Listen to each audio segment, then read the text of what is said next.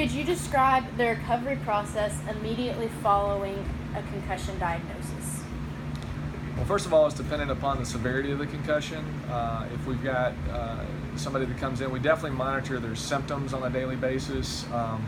We check not only the amount of symptoms they have, but also the severity of them. And we can do that by a simple scale, and this is part of the diagnosis process as well, but definitely monitoring that on a day-to-day basis too. We use a 0 to 6 scale, which is different than you would typically see in your hospitals, the 0 to 10 pain scale.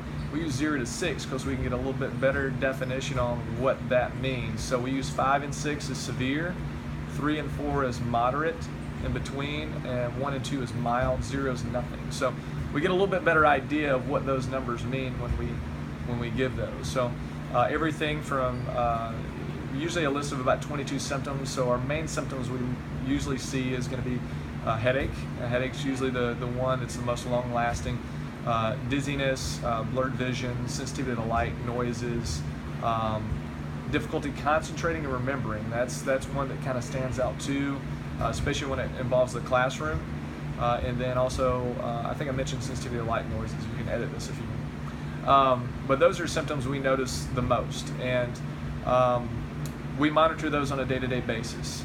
We'll also see if the severity of the concussion means that part of the recovery process is they don't go to school because it's affecting their cognitive ability and their brain needs to be a little bit more rest.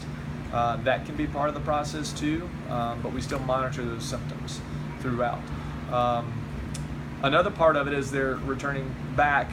Some of the recent literature has showed, some of the studies have showed that even some light activity when those symptoms are digressing, just getting the heart rate elevated slightly and increasing as those symptoms go down actually helps in the recovery process of getting the blood flowing throughout the whole body. So I think that's a big component of it we're going to see in the future too, is part of that rehab portion of concussions. How can we help them recover faster?